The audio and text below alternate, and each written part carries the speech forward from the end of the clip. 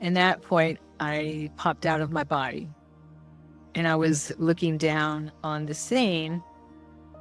And I didn't have any pain. I felt peace. I felt a knowing, okay, well, I did die. Not that he killed me, he didn't, but of course, but I did die. And I knew I had done this many times before. And this was just another time when I had died. I had that knowing. And so I'm looking down and I see a big bus coming, and he's still driving away from where I see my body laying on this road. It's about 100 degrees, so it's really hot. And I see my body, and I see this big commuter bus coming toward my body. And I think, I hope that bus doesn't run over my body, because that would make a big mess. But I didn't have any real attachment to my body. So at that point, I also thought about my friends and how this is going to ruin their day. We had a really nice time. We were celebrating my friend's birthday and had a good time. And here I go and die on them, was my thoughts. And that, I'm not going to be able to celebrate. She's going to be sad whenever she celebrates her birthday. Those types of thoughts kind of thing. And then I thought about my partner. I had this knowing, and I could see him sitting on the sofa. He was upset and sad, but I knew that he would be okay. And I thought about my sister, who I was really close to, and she has family, a husband and kids. I thought about her. I knew she would be really sad, but she would be all right because she'd have her family. And then I thought about my mom, who I sort of took care of. She was elderly, and I took care of her. We just lived down the road from each other at that point. And my stepfather had passed 3 years earlier in 98. And that's where things really started progressing for me, or I needed to know what happens when we die. I needed to know that he was okay. I felt the presence behind me. And I turned around and I saw that it was my stepdad. And he says to me, it's not your time. I was so happy to see him, and he looked really good. I said, but I want to stay here. I want to be with you, because we were really close. And he says, it's not your time. He repeats that. And as we're communicating that, he says, your mom needs you. She's going to need you for help with her transition. And that type of thing was telepathic. And as we're communicating, I felt something happened to my right again, and there was a tunnel, which I call the ancestor tunnel, start to open up next to me. And I turned to it, and I was actually drawn to it, to the tunnel. And so I see ancestors that I remember from this lifetime. Wouldn't recognize from here, but I recognized them there within the tunnel, within that space, that portal. And they're looking at me, and they weren't happy to see me. They weren't celebrating and everything like that. Like, oh, yay, good job or whatever. They just kind of looked almost like deadpan look on their face. That was not joy. And I remember that we have a celebration when we go on the other side, when we pass. And I said, okay, well, I guess it's not my time, but I still didn't want to come. And as I'm aware of this, I see another portal beyond that one. And it's really bright. It's bright as the sun. It's white yellow, bright as the sun, off in the distance. And I'm drawn to that portal. As I gaze at that, it doesn't hurt my eyes. It's off in the distance. It doesn't hurt my eyes. I see a figure moving out of that portal with a white robe, light being, long hair. And I recognize him almost immediately. As he moves quickly toward me, I recognize him as Christ. And I flew to him, and he embraced me. And he told me the same thing. He said, it's not your time. And I argued, I still don't want to stay with you. And that's when I heard his laughter, because he knew. And what happened then was around that time, because it's hard to explain time, because there's no time there.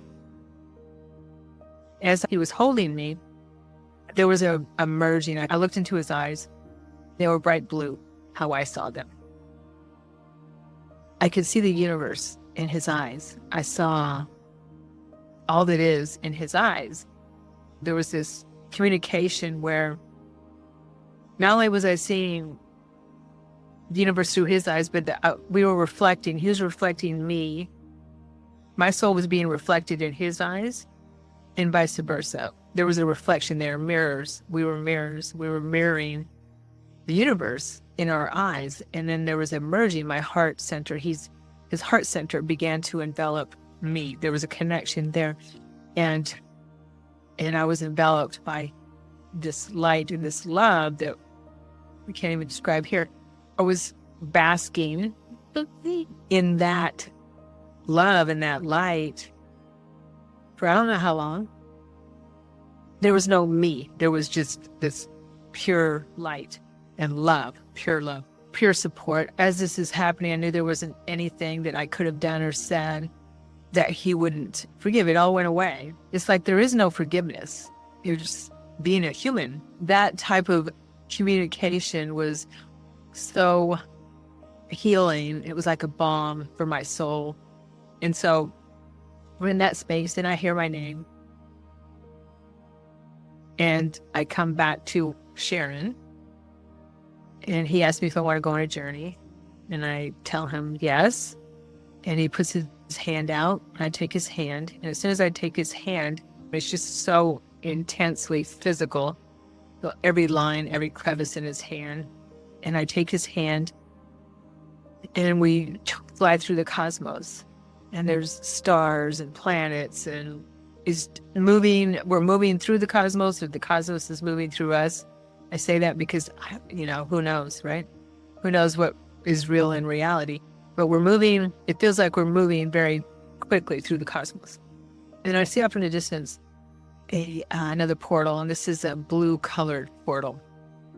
And we move toward that. We move through the portal, and there's a planet, which is a blue-green turquoise color, and he takes me above that, and we're hovering above that planet. And I recognize this planet right away as a home planet for me. And I realize that it's a water planet, an ocean planet. And as we're hovering above the planet, he's helping me be reacquainted with the planet. I connect with the mother or the body, the consciousness of the planet. She's connecting with me. She's welcoming me home, so to speak. She's connecting with me. I'm connecting with her. And I become the consciousness of the planet. We become one. As the consciousness of the planet, I realize that, or I do love every single being, every part of my body that is this planet with so much love and compassion. It's hard to even describe. Like Mother Earth loves us. There's just so much love. I realize that the beings on the planet love her, love the planet, love her. There's a symbiotic relationship. It was a high vibrational planet. It's in a high vibration. I'm thinking maybe fifth dimension, somewhere around there. And so there's this symbiotic connection with the beings on the planet. So I come back and realize that I'm Sharon again. He calls me back, and we dive down and dive into the water. And I'm merging with my aquatic self on that planet. And they look like mers, mermaid, merman, mer family, mer kids, that kind of thing. Very similar. And I've made sense why I was always attracted to mermaids and dolphins and whales in my life. I recognize my family. I have a mate. I had children. I was reunited with them, reunited with my parents in that space as well, and was taken on many journeys there. At some point, again, I don't know how long I was there. I believe that there's a part of me that is still there, since we are multidimensional, and I was merging with a multidimensional part of myself.